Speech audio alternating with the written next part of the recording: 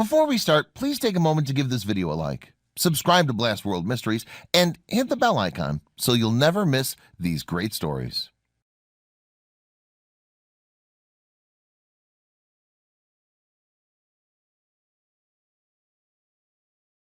Since the beginning, people have looked up at the moon and wondered. Early gazers may have thought the moon was inhabited or that it somehow played a part in our fate. Polynesians of the Pacific said that the moon was a creator goddess named Hina. The Greeks believed the moon was the goddess Artemis, sister of Apollo. The Romans called it Luna, and the Japanese believed that the moon was a god with powers of clairvoyance. There was also the green cheese theory. Moonlight was considered at one time to be dangerous and could drive one mad. According to a Forum Myth encyclopedia in the 11th century, English philosopher Roger Bacon wrote, "Many have died from not protecting themselves from the rays of the moon." Interest increased when Polish astronomer Johannes Hevelius published the first atlas of the moon in 1647, all without the use of any high-powered telescopes. In fact, he is considered the last astronomer to do major work without the use of a telescope. He eventually used a huge Keplerian telescope with a wood and wire tube he constructed himself. Hevelius, born in 1611 in Gdańsk, Poland, spent his early years studying with German astronomer, mathematician, and polymath Peter Kruger. He was a brewer by trade and had studied law, but upon the death of Kruger in 1639, Hevelius decided to become a full-time astronomer with his main focus on the moon. Coming from a wealthy brewing family, he was able to put his full attention to his work. He built an observatory on the roof of his house and later on filled it with telescopes such as the large Keplerian telescope with a 150-foot focal length and other astronomy tools, calling it Sternenberg or the Castle Star.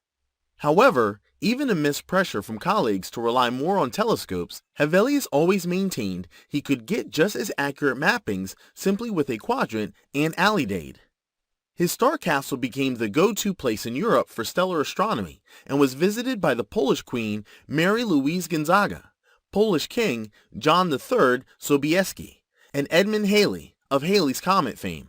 King John was so impressed he allowed Hevelius and his family to run their brewery tax-free to enable more resources for celestial study. For several years, Hevelius sketched the moon every night and the next day engraved the images into copper for a print plate. In 1647, he published the nearly 500-page Selenographio sive Lunae Descriptio, selenography or a description of the moon, complete with 137 pictures from the copper plates. While he wasn't the first to document the moon, his drawings contain more detail than anyone had seen before. He was the first to include the entire surface that is visible from Earth.